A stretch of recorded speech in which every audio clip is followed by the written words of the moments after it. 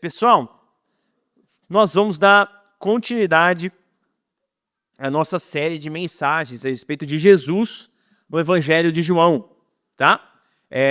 Eu vou ministrar a respeito de um texto, então já abre a sua Bíblia aí comigo, em João capítulo 4, um texto que eu já ministrei para vocês, mas que eu gostaria de ministrar de novo. E a gente vai continuar, acho que a gente vai ficar mais uns 2 meses nessa série, porque tem tanta coisa para falar. Então, João, abre aí em João capítulo 4, a gente vai falar a respeito do encontro de Jesus com a mulher samaritana. Mas antes de eu começar, algum menino para vir orar aqui por mim e pela mensagem? Adolescente, algum menino? Quem que vai vir orar por mim? Vamos lá? Menino corajoso. Um menino corajoso. Cheguei, Vini. Vai. Just. Não, é Pedro. Ele é mais legal. E aí, Pedro? Tudo bem? Então, estende a sua mão aqui na frente. Pedro vai orar por... Vem cá, mais um meio, cara. Esse aqui é o Pedro. Quer se apresentar? Eu sou o Pedro. Quantos anos você tem, Pedro? 15. Qual célula que você é? Do Danilo. Legal. A célula do Danilo representando. Que legal. Mano, ora por mim, por favor. Estende a sua mão aqui na frente. Amém, Jesus. Senhor, muito obrigado por mais um dia, Senhor. Muito obrigado por mais um culto que estamos frequentando. Senhor, abençoa o pastor André, Senhor. Essa palavra que ele irá ministrar hoje, que seja abençoada e que...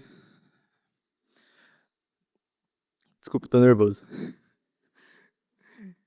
E que essa palavra toque em nossos corações e levamos para casa, Senhor, que aprendemos sobre ela e levamos para a nossa vida. Em nome do Senhor, amém. Amém. Obrigado.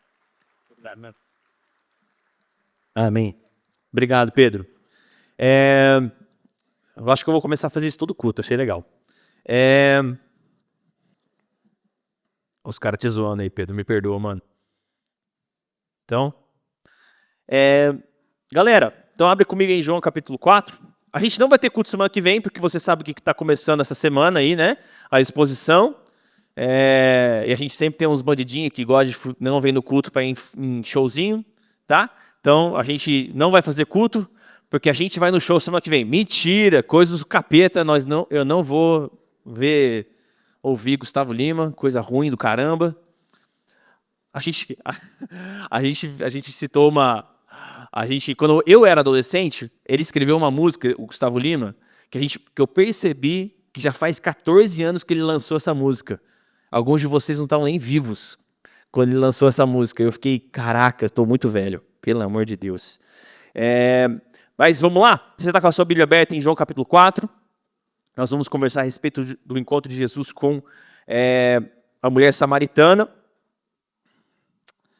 Vamos lá? Acompanha comigo aí a partir do verso 1 na sua Bíblia. Lembrando, sua Bíblia é para você anotar, seu celular é para você anotar ou abrir sua Bíblia no aplicativo da sua Bíblia que você tem aí. Se você tiver no TikTok, no Instagram, no nome de Jesus, seu celular vai quebrar ainda hoje. Amém. Acompanha comigo aí, verso 1. João capítulo 4, verso 1. Jesus sabia que os fariseus tinham ouvido dizer que ele batizava e fazia mais discípulos do que João Batista. Embora Jesus mesmo não os batizasse, e sim seus discípulos, assim deixou a Judéia e voltou para a Galiléia. No caminho teve de passar por Samaria. Chegou ao povoado samaritano de Sicar, perto do campo que Jacó tinha dado a seu filho José. O poço de Jacó ficava ali, e Jesus, cansado da longa caminhada, sentou-se junto ao poço, por volta do meio-dia. Verso 7. Pouco depois, uma mulher samaritana veio tirar água, e Jesus lhe disse: por favor, dê-me um pouco de água para beber. Naquele momento, os seus discípulos tinham ido ao povoado comprar comida. Verso 9. A mulher ficou surpresa, pois os judeus se recusam a ter qualquer contato com os samaritanos. Você é judeu, e eu sou uma mulher samaritana, disse ela a Jesus. Como é que me pede água para beber? Jesus respondeu: Se ao mesmo você soubesse que se ao mesmo você soubesse que o presente de Deus tem para você e com quem está falando, você me pediria e eu lhe daria água viva. Verso 11. Mas você não tem corda nem balde e o poço é muito fundo, disse ela. De onde tiraria essa água viva? Além do mais, você se considera mais importante que nosso antepassado Jacó, que nos deu esse poço? Como pode oferecer água melhor do que esta, que Jacó, seus filhos e seus animais bebiam? Verso 13, Jesus respondeu: quem bebe desta água, logo terá sede outra vez. Mas quem bebe da água que eu dou, nunca mais terá sede. Ela se torna uma fonte que brota dentro dele e lhe dá a vida eterna. Por favor, Senhor, dê-me dessa água, disse a mulher. Assim, eu nunca mais terei sede, nem precisarei vir aqui para tirar água. Vá, busque seu marido, disse Jesus. Não tenho marido, respondeu a mulher. Respondeu a mulher. Jesus disse, é verdade, você não tem marido, pois teve 5 maridos e não é casada com o homem com quem vive agora. Certamente você disse a verdade. O Senhor deve ser profeta, disse a mulher. Então diga-me, por que os judeus insistem que Jerusalém é o único lugar de adoração, enquanto nós, os samaritanos, afirmamos que é aqui, no Monte Gerizim, onde nossos antepassados o adoraram? Verso 21, Jesus respondeu, crê em mim, mulher. Está chegando a hora em que já não importará se você adora o Pai neste monte ou em Jerusalém. Vocês, samaritanos, sabem muito pouco a respeito daquele a quem adoram. Nós adoramos com conhecimento, pois a salvação veio por meio dos judeus. Mas está chegando a hora, e de fato já chegou, em que os verdadeiros adoradores adorarão o Pai em espírito e em verdade. O Pai procura pessoas que o adorem desse modo, pois Deus é espírito, e é necessário que os seus adoradores o adorem em espírito e em verdade. A mulher disse, eu sei que o Messias, aquele que é chamado Cristo, virá. Quando vier, ele nos explicará tudo. E para encerrar o verso 26, então Jesus lhe disse, sou eu o que fala com você. Amém? Acompanha comigo bastante coisa que a gente leu.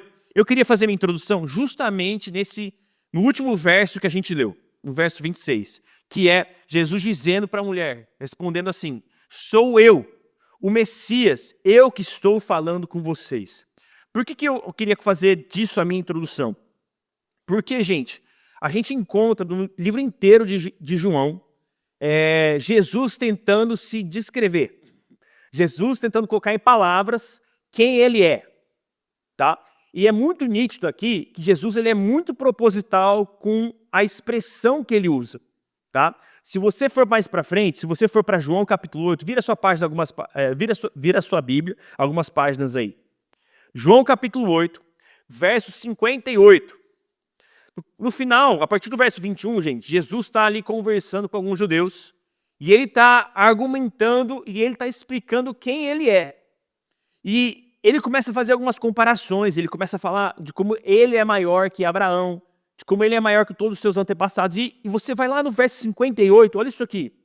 A última frase de Jesus para esses judeus que estão escutando Jesus. Ele diz isso aqui, verso 58. Eu lhes digo a verdade, antes mesmo de Abraão nascer, eu sou.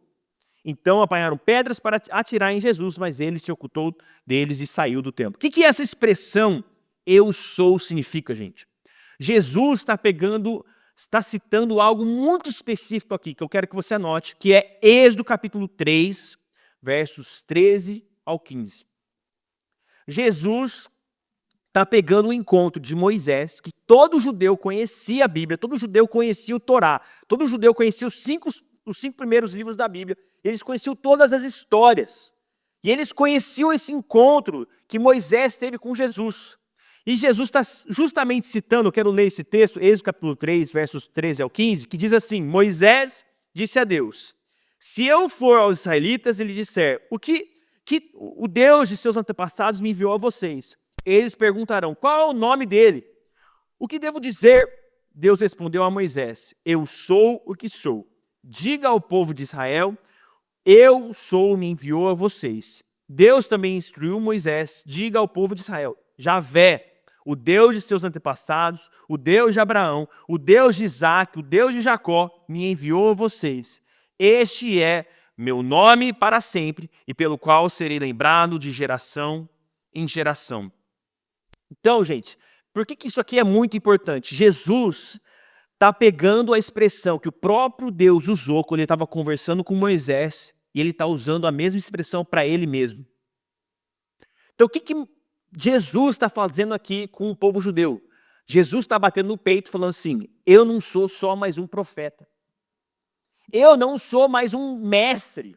Eu não sou mais um cara com boas ideias. Eu sou o próprio Deus. Tanto é que essa formação é tão forte que no versículo 59, de João capítulo 8, o que os judeus fazem?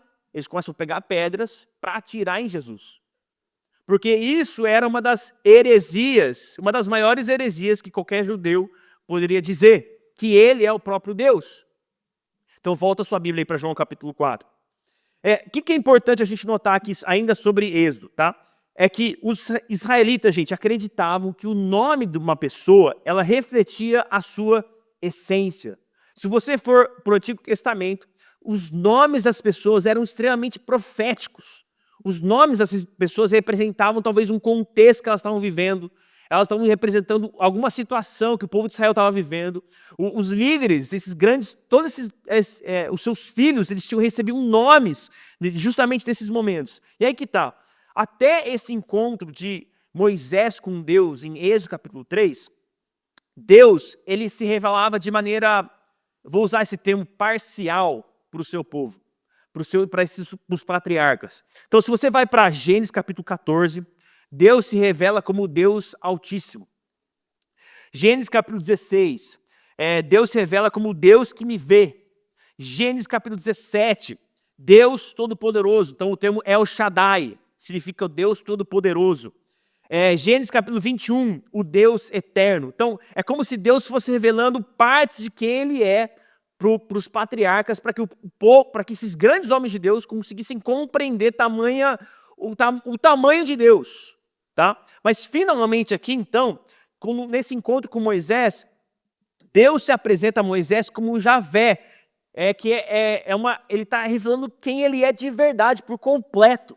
Ele não está só dando características do seu ser, ele não está só dando traços do seu caráter, ele está revelando de maneira completa quem ele é. Tá?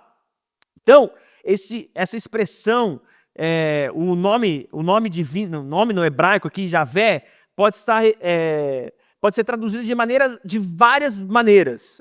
No nosso português, a gente encontra muito o termo Senhor. A maioria das vezes, quando você bate o seu olho na Bíblia, aqui no Antigo Testamento, você encontra a palavra Senhor, é a palavra Javé no hebraico. Tá?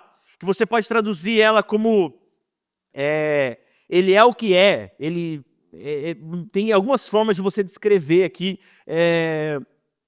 esse termo, essa palavra do hebraico, tá? Mas o que é interessante? Quando você vai no livro de João está tentando justamente explicar o caráter de Jesus. Então o que João faz, gente? João pega algo que Deus fez com os patriarcas, que era expressar alguns traços do seu caráter. João quando ele está escrevendo, ele faz justamente a mesma coisa. Por isso que em João capítulo 4, a gente encontra aqui, Jesus declarando o quê? Eu sou o quê? O Messias. João capítulo 6, versos 35 ao 48, pode ir para o próximo slide. Jesus se apresenta como o quê? Eu sou o pão da vida. João capítulo 8, versículo 12, Jesus se apresenta como a luz do mundo. João capítulo 8, versículo 28, Jesus faz uso da expressão que eu sou o filho do homem, uma expressão que Daniel usou no seu livro. João capítulo 10, versículo 9, Jesus se apresenta como a porta, eu sou a porta. João capítulo 10, verso 11 e verso 14, Jesus se apresenta como o bom pastor. Capítulo 11, verso 25, eu sou a ressurreição e a vida. João 14, 6, o caminho, a verdade e a vida. João 15, 1, a videira verdadeira. Então Jesus está pegando algo que o próprio Deus tinha feito lá no Antigo Testamento para tentar facilitar, para que os homens pudessem compreender a dimensão desse Deus. E João faz a mesma coisa com Jesus. Ele pega os ensinamentos de Jesus e ele faz uso de umas expressões bem específicas que Jesus faz durante os seus ensinamentos. João faz a mesma coisa justamente para facilitar o nosso entendimento dessa grandeza do nosso Deus maravilhoso. Então, nas próximas semanas a gente vai passar justamente, a gente vai passar por essas expressões que Jesus usa. Provavelmente não no dia 25, mas no próximo culto que a gente tiver a palavra, a gente vai provavelmente estudar João capítulo 6 e o significado dessas expressões, tá bom? Então agora vamos expor aqui João capítulo 4. Vamos lá, próximo slide, por favor. Era-lhe necessário passar por Samaria. Gente, então Jesus, eu não sei se vocês conseguem ver, tá bom o mapinha para vocês? Vocês conseguem ler? Então Jesus, gente, o texto no verso 3 diz pra gente que Jesus estava na Judéia e ele precisava subir, ele queria subir para Galiléia. Então Jesus, lembra que Jesus era de Nazaré? A gente canta aquela música, Galileu. Jesus é da região da Galiléia. Então Jesus, ele estava em João 3, ele teve um encontro com Nicodemos, provavelmente ali na região de Jericó. E então Jesus, ele quer subir para Galiléia novamente. Por que isso aqui é muito importante? E por que João faz uso dessa expressão, era-lhe necessário? Na versão NVT diz, no caminho teve de passar por Samaria. Qual que é um ponto interessante aqui a respeito desse versículo, gente? É que Jesus já tinha aqui perto dos seus 30 anos de idade, certo? Jesus, gente, esse trajeto tem mais ou menos 130 quilômetros. Não é pouca coisa. Jesus andava bastante. Jesus não era sedentário. O que é importante a gente notar aqui, gente? Jesus provavelmente já tinha feito esse trajeto, essa viagem, pelo menos 80 vezes na sua vida. Porque pelo menos 3 vezes por ano, todo israelita precisava ir para Jerusalém para celebrar uma festa. Eram 3 festas diferentes que Jesus era obrigado, como um bom israelita, todo israelita ia para Jerusalém para celebrar essas festas. E Jesus, morando na cidade de Nazaré, ele tinha que fazer esse trajeto toda santa vez. Pelo menos 3 vezes por ano ele tinha que fazer esse trajeto. O que é interessante aqui? Se você pega para estudar, gente, se você pega para estudar o contexto, o que está acontecendo aqui? Todo judeu que morava na Galiléia, ele precisava descer para a Judéia, onde ficava Jerusalém ali, não sei se vocês conseguem ler.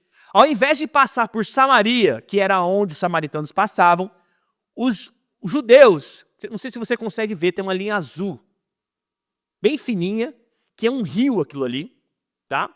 E todo judeu, ele fazia o quê? Ele caminhava beirando o rio.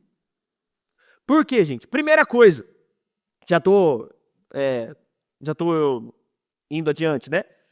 Apesar de ser uma rota muito mais curta, passar por Samaria, era uma rota extremamente com muitas montanhas, o que significa ficar subindo e descendo toda hora, o que deixava a caminhada muito mais cansativa. O próximo ponto é que você não tinha nenhum rio, nenhum lugar com água fresca para você poder beber água.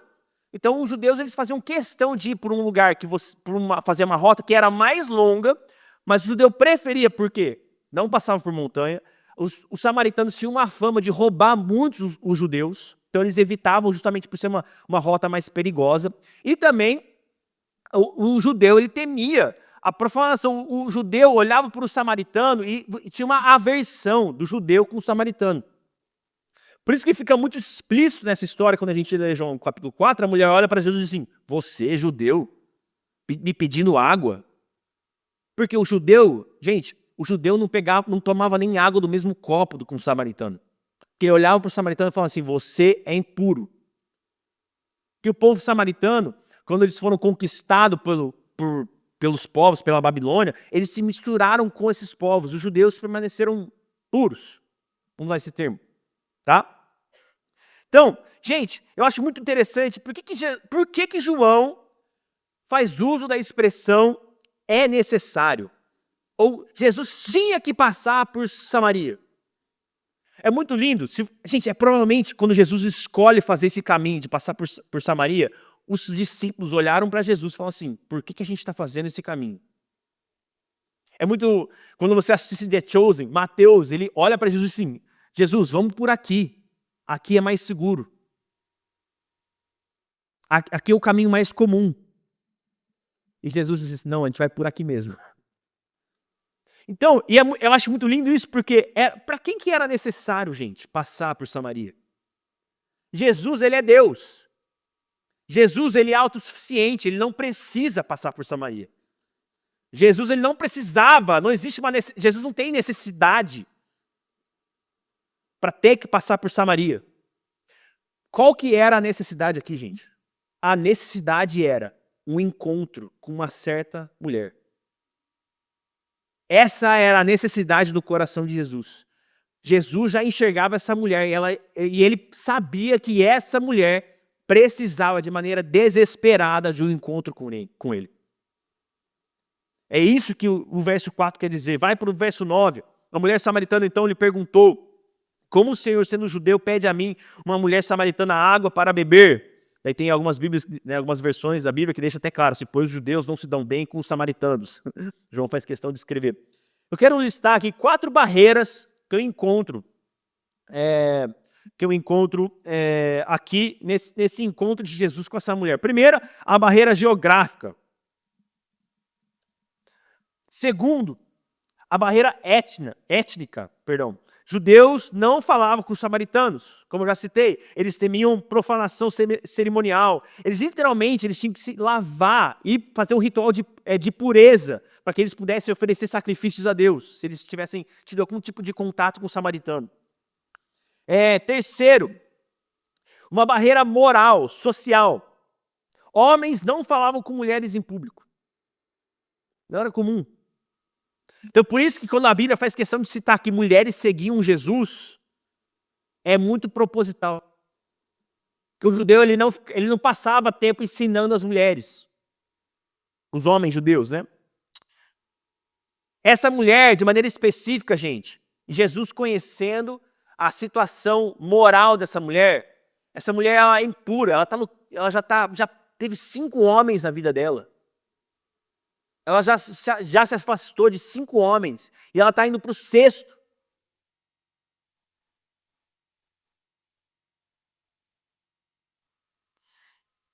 Quarto, tem aqui uma barreira religiosa.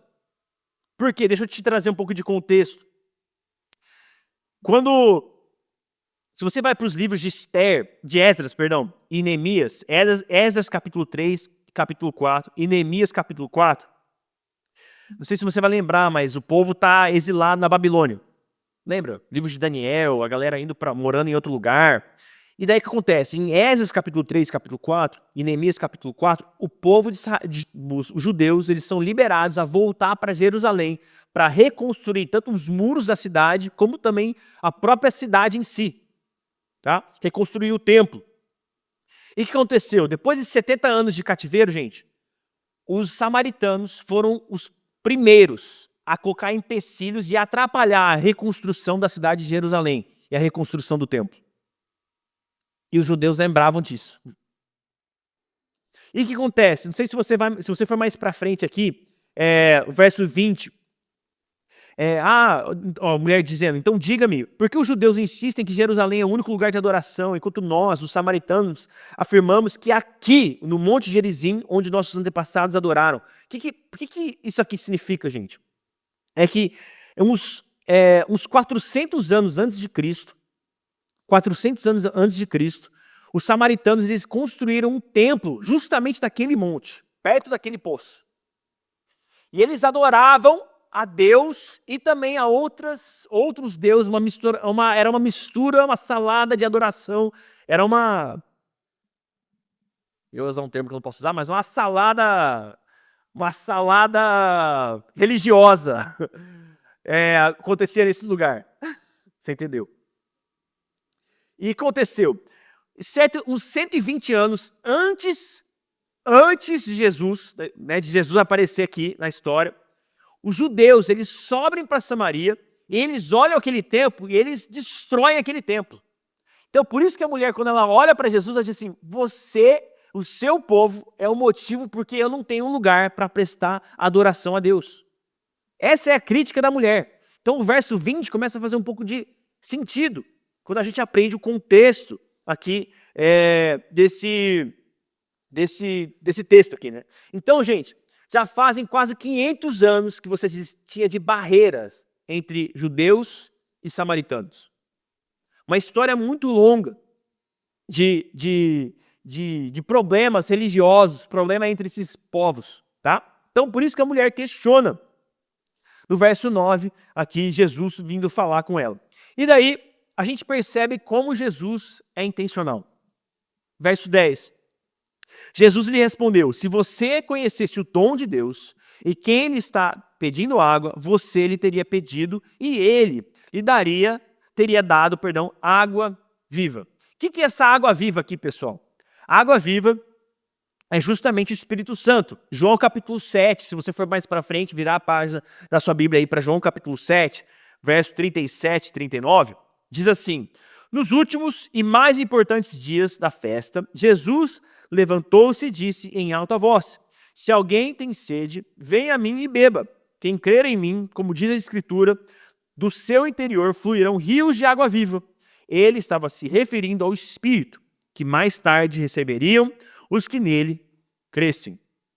Jesus está fazendo uma oferta para essa mulher de algo muito importante aqui. E daí, verso 11, disse a mulher: o Senhor não tem com que tirar a água, e o poço é muito fundo. Onde pode conseguir essa água viva? Gente, sabe o que é interessante? Toda vez que Jesus fala a palavra água, trouxe para vocês aqui, pode passar o próximo slide. Toda vez que Jesus fala água, no grego é a palavra frear. Perdão, toda vez que a mulher fala água, é a palavra frear no grego.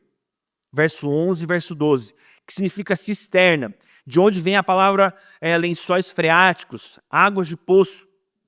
E toda vez que Jesus faz uso da palavra água, no original, no grego aqui, é a palavra pege, que significa uma fonte que salta, ou seja, uma água que corre, água de rio, tá? E o que eu preciso que você entenda? Parece que está tendo duas conversas ao mesmo tempo aqui. Jesus está olhando para essa mulher e oferecendo uma coisa. E a mulher está olhando na cara de Jesus e ela está entendendo outra coisa e ela está pedindo outra coisa. Essa mulher está pedindo água pege. Ela está com sede, naturalmente falando. Ela foi para o poço ao meio-dia. Ela está com sede, está quente. Eles moram no deserto. E Jesus está olhando para essa mulher e falando assim: eu tenho água para você. Só que não é essa água que você está procurando. E é justamente um diálogo muito interessante, porque parece que Jesus ele está usando a água como ilustração. E é muito interessante isso, porque se você for para João capítulo 3, a mesma coisa acontece com Nicodemos. Jesus olha para Nicodemos e diz assim: você, Nicodemos, precisa nascer de novo. E Nicodemos, um mestre na lei, um homem muito inteligente, ele olha para Jesus assim: eu vou ter que eu vou ter que nascer da minha mãe de novo? Jesus, ele constantemente estava tentando usar de ilustrações no livro de João para fazer com que as pessoas entendam. E é justamente isso que a gente encontra aqui, todos aqueles textos que eu te citei. Jesus dizendo: eu sou a luz do mundo. Eu sou o pão da vida. Eu sou a videira verdadeira. É Jesus tentando explicar para as nossas mentes limitadas o quão grande ele é. E quão maravilhoso ele é. Então, você entende a proposta de Jesus para essa mulher?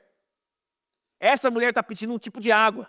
E Jesus está oferecendo um tipo de água muito melhor. E isso acontece constantemente com a gente. Jesus está constantemente oferecendo água para nós de uma fonte viva, corrente, água com vida. E a gente constantemente olha para Jesus e diz assim: eu quero água de poço. Eu quero simplesmente água para me satisfazer nesse momento aqui agora.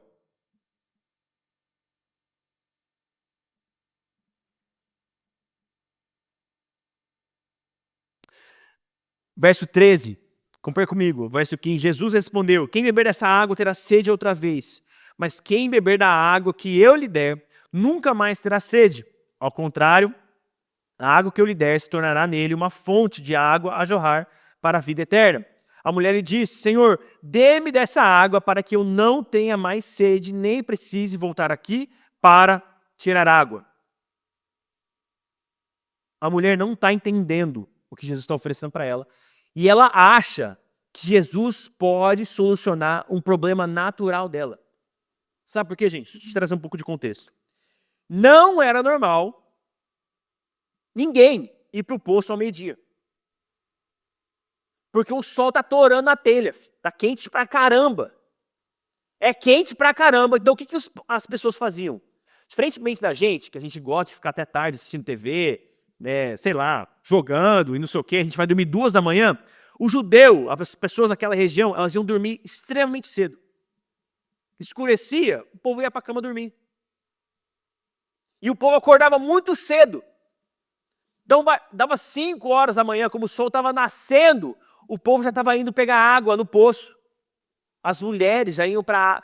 Normalmente era algo muito comum, as mulheres irem buscar água. Por que a mulher ia ao meio-dia, gente? Por que a mulher ia na pior hora do dia buscar água no poço? Porque ela literalmente não queria ver ninguém. Porque todos conheciam a sua vida de pecado. Todos conheciam a sua vida imoral. Todos sabiam a sua história. E ela não queria ser lembrada. Não queria ninguém cutucando ela. E isso que é o lindo da história, gente. O texto deixa muito claro.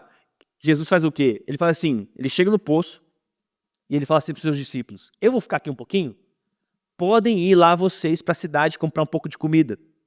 Deixa eu aqui. Jesus conhecia o coração dessa mulher. Ele sabia que essa mulher não queria ser vista por ninguém. Ele sabia que essa mulher não queria ter um encontro com ninguém.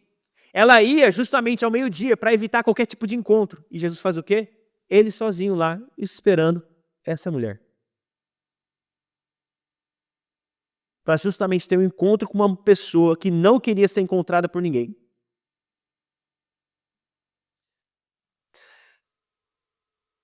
Então o que Jesus está dizendo aqui no verso 14, gente? A mulher está buscando um problema natural. Ela está buscando uma solução para o seu problema natural.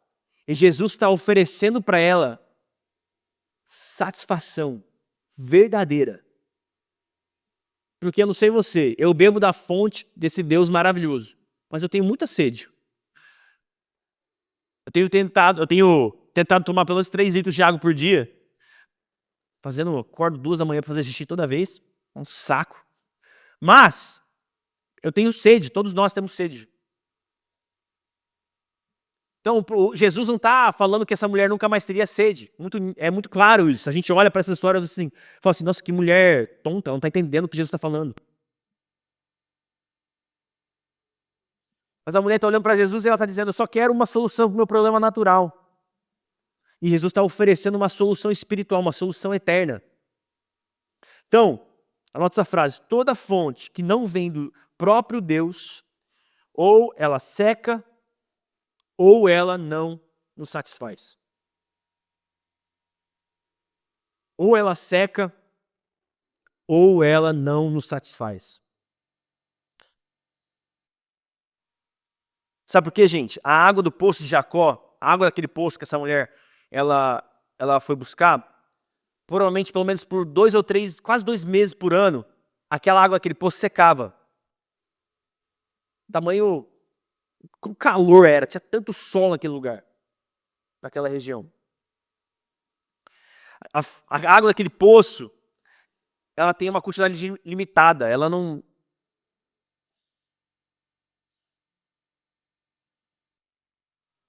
Então, gente, Jesus está querendo solucionar um problema espiritual no coração dessa mulher.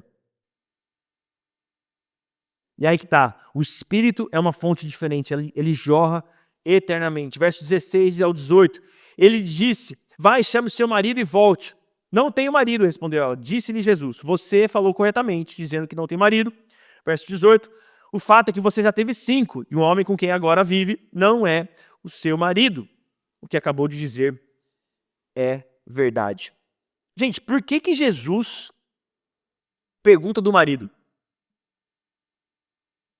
Por que Jesus olha para a mulher, ele conhecendo a sua história, Jesus é Deus, Jesus conhece todas as coisas, Jesus conhecia a história daquela mulher. Por que Jesus olha para a mulher e diz assim, traz seu marido aqui? Gente, Jesus não está chamando essa mulher de burra. Jesus não está falando para essa mulher assim, ó, você não está entendendo o que eu estou te falando. Deixa eu explicar para o seu esposo, daí ele te explica em casa. Não é isso que Jesus está fazendo. O que Jesus está fazendo, gente? Jesus está tocando justamente na ferida dela. Jesus está olhando para o ponto fraco do seu coração, para o vazio que existe no seu coração, e ele está falando assim, vamos conversar sobre isso.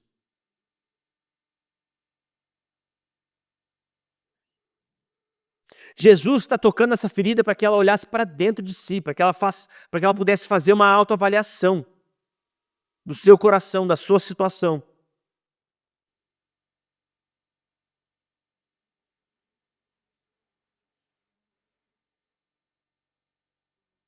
Eu acho muito interessante como as pessoas, no momento de crise, no momento de dificuldade, aquela tribulação ferrada, as pessoas percebem o quão necessitadas de Deus elas são.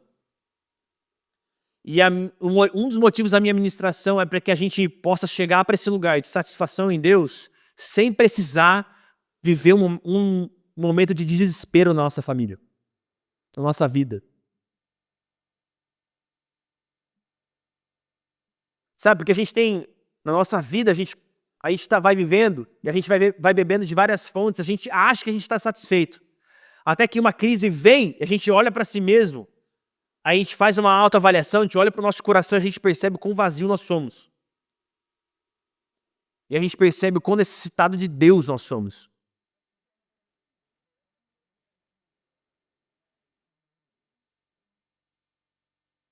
E a verdade é que a gente mente para nós mesmos, dizendo que as nossas fontes, elas nos satisfazem. Não, eu estou satisfeito. Estou satisfeito. Eu não sei se você já fez isso, talvez você entre em crise. Se você olhar para o seu histórico do seu Instagram, lá fala quanto tempo você passou no seu Instagram olhando vídeo.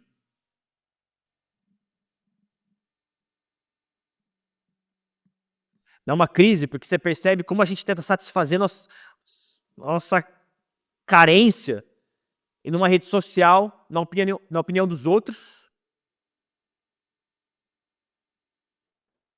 E eu queria deixar 4 verdades com você a respeito desse texto.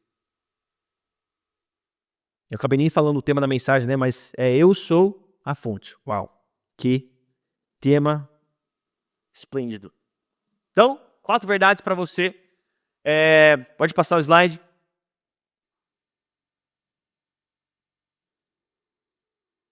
Primeiro, existe uma fonte disponível. Por quê? Verso 7. Nisso veio uma mulher samaritana tirar água. Disse-lhe Jesus, dê-me um pouco de água. Gente, a gente já viu que a necessidade não era de Jesus. A necessidade é dessa mulher. Jesus, então olha aqui, Jesus está lá sentadinho, meio-dia. A mulher chega, vai lá, ela chega naquele lugar do poço e ela começa a pegar água. Jesus é o que inicia o diálogo. Jesus está lá naquele lugar de maneira proposital. Jesus começa a puxar assunto. Jesus faz a pergunta que cutuca a alma. Jesus é aquele que está perguntando, falando, tentando ensinar. Não é a mulher, gente. Jesus chega antes.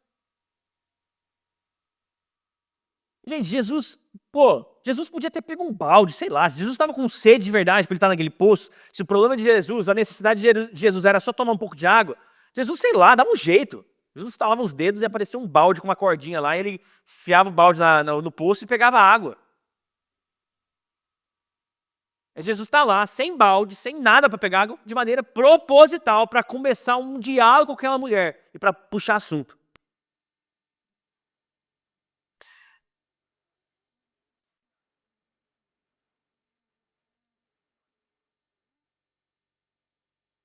Segundo, pode passar o slide. Não se apegue às fontes passadas. Não se apegue às fontes passadas. Verso 12. Acaso o Senhor é maior que o nosso pai Jacó, que nos deu o poço, do qual ele mesmo bebeu, bem como seus filhos e seu gado? A resposta é sim.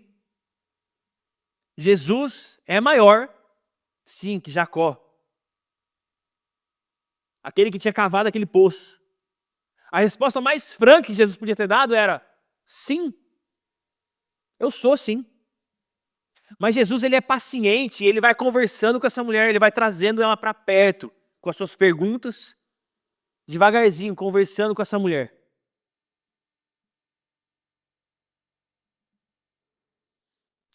Salmo 86, verso 5, eu amo esse versículo. Tu és bondoso e perdoador, Senhor, rico em graça para com todos que te invocam. Isso aqui, 2 Coríntios capítulo 5, verso 17. Se alguém está em Cristo, é nova criação. Coisas antigas já passaram, eis que surgiram coisas novas. Então, querido, você é muito explícito assim.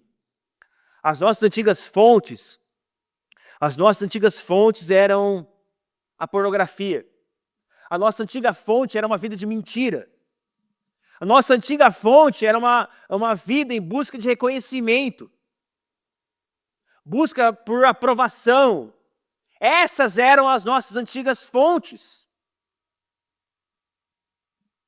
Você já percebeu como a aprovação dos outros não satisfaz a sua alma?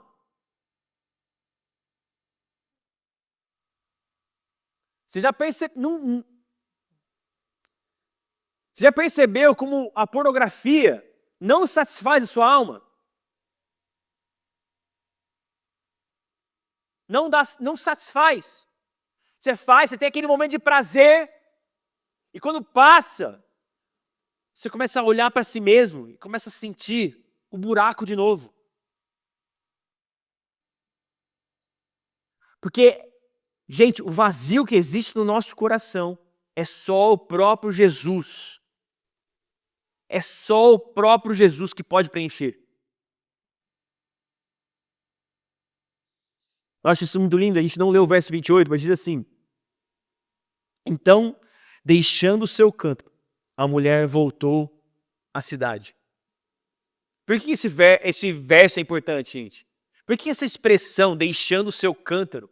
Gente, o cântaro lembrava ela, todo santo dia, que ela tinha que ir ao meio-dia buscar água. O cântaro lembrava ela da vida de pecado que ela levava.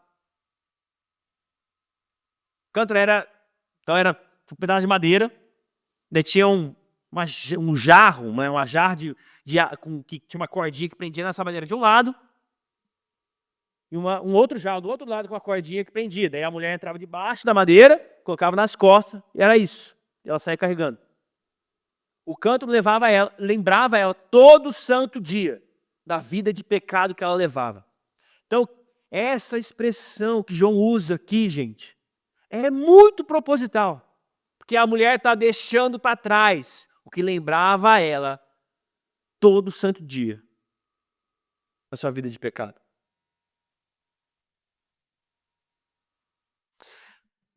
Próximo slide.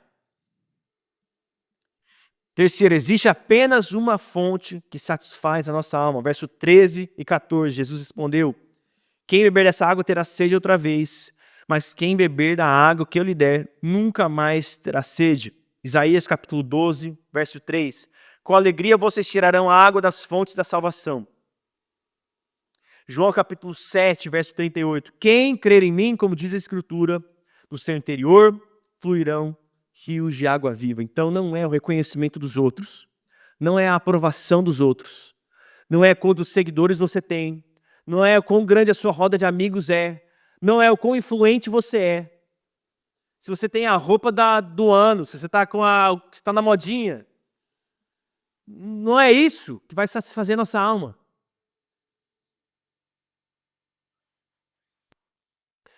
E a quarta verdade que eu encontro aqui para nós,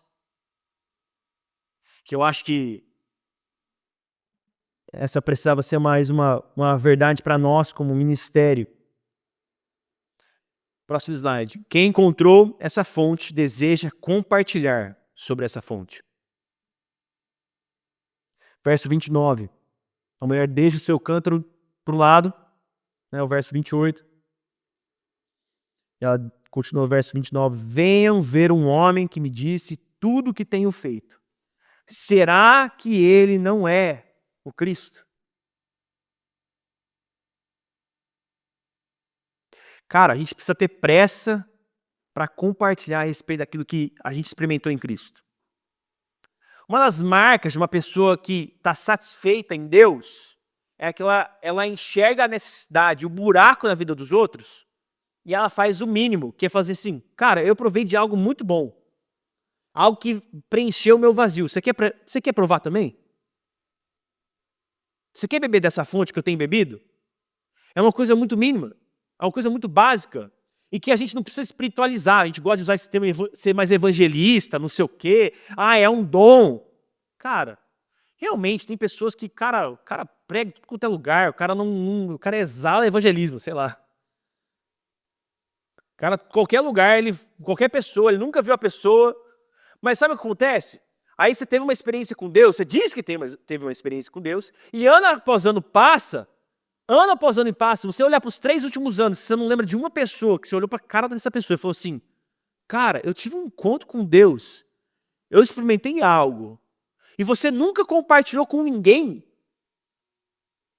isso não faz sentido nenhum. Será que você experimentou mesmo? Você está satisfeita mesmo? Será que a gente está satisfeito nesse Deus? É confrontador isso, porque você começa a parar a pensar e você percebe quantas oportunidades você já perdeu de ministrar a vida de alguém. Sabe, gente? Às vezes uma pessoa que nem é crente, está vivendo um tempo difícil, você fala assim, cara, vou orar por você. E isso assim até toca o coração da pessoa. Glória a Deus, ora por essa pessoa. Mas compartilhe as boas novas com essa pessoa. É disso que a pessoa realmente precisa. Olha essa frase do Hernando Dias Lopes. Ou a igreja evangeliza, ou ela precisa ser evangelizada.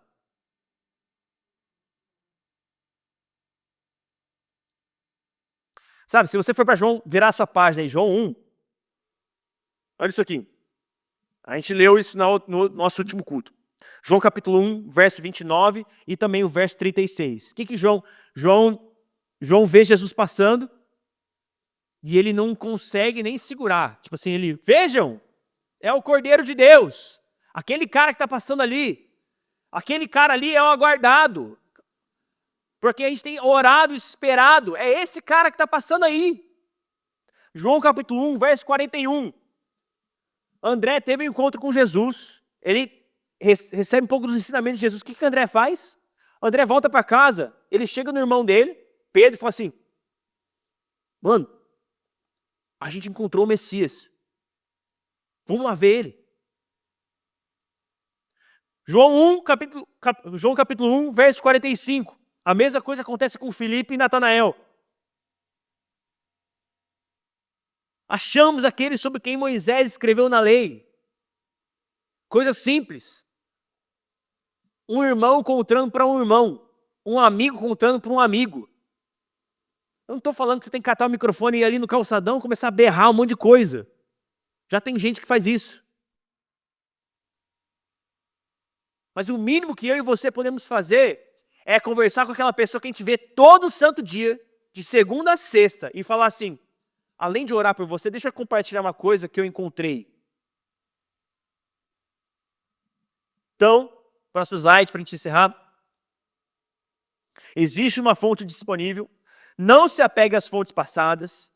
Terceiro, existe apenas uma fonte que satisfaz a nossa alma. Quarto, quem encontrou essa fonte deseja compartilhar sobre essa fonte. Tá, para a gente concluir, põe seu celular de lado e sua Bíblia, fica de pé.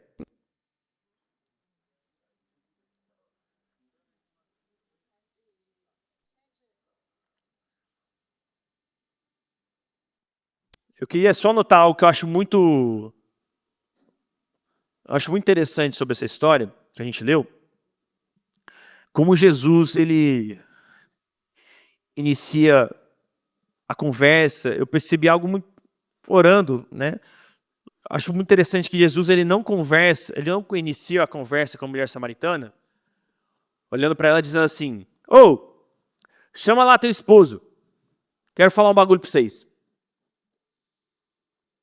Jesus, ele é extremamente dócil, ele é extremamente paciente, ele toma cuidado com as palavras com que ele vai usar, porque ele não quer ofender essa pessoa. Sabe, um dos grandes desafios de viver uma vida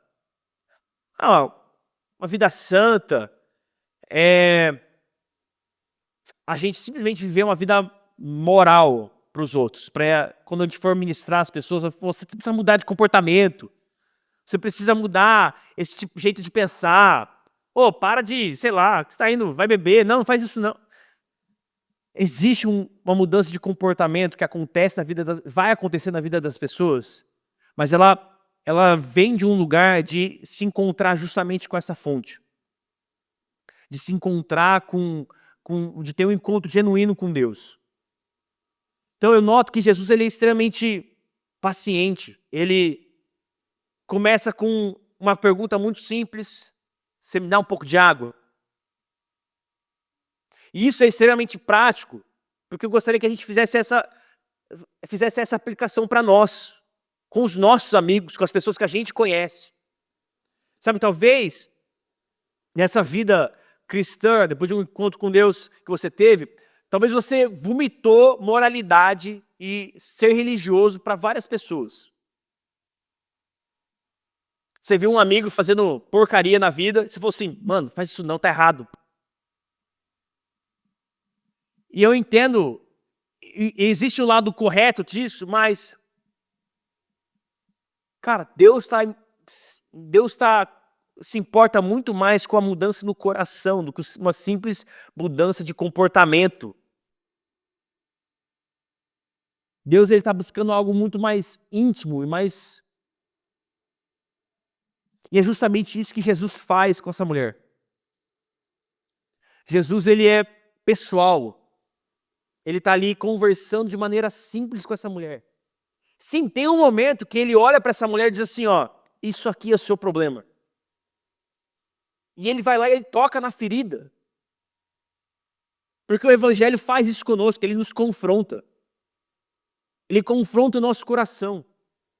Se você não mudou o seu comportamento, suas atitudes, depois de, 2 anos depois de ter um encontro com Deus, alguma coisa está errada. Mas, e se foi só uma religiosidade? Para você poder servir no ministério de adolescentes. Para você poder tocar no louvor. E se foi só isso? Gente, eu já falei muito a respeito disso, sobre uma vida hipócrita. De como é fácil viver isso. Mas Deus está interessado aqui dentro, no mais profundo da nossa alma. Algo que só Deus pode fazer no nosso coração. E era justamente isso que Jesus queria fazer na vida dessa mulher. A gente precisa, gente, de maneira desesperada, provar e beber dessa fonte. Amém? Você está comigo? Vamos orar? Amém, Jesus. Pai, nós queremos te agradecer, Senhor, pela tua palavra. Queremos te agradecer por esse culto. Pai, por favor, dá-nos, Pai, da tua fonte, das suas águas. Pai, faz de nós, Pai, para que o teu rio possa fluir dentro de nós, Pai. Essa é a nossa oração. Que teu Espírito Santo possa fazer de dentro de nós jorrar águas, Pai, águas vivas que satisfazem nossa alma, Pai, no nome de Jesus. Essa é a nossa oração. É isso que buscamos. Queremos compreender, Pai, o Senhor de maneira genuína, Pai, de como o Senhor satisfaz a nossa alma. Queremos beber, Pai, dessa fonte, Pai, no nome de Jesus. Te agradecemos pela palavra, oramos por tudo que vamos fazer ainda essa noite, que o Senhor possa nos levar, Pai, em segurança, Pai, no nome de Jesus. Amém. É isso aí, pessoal. Dá um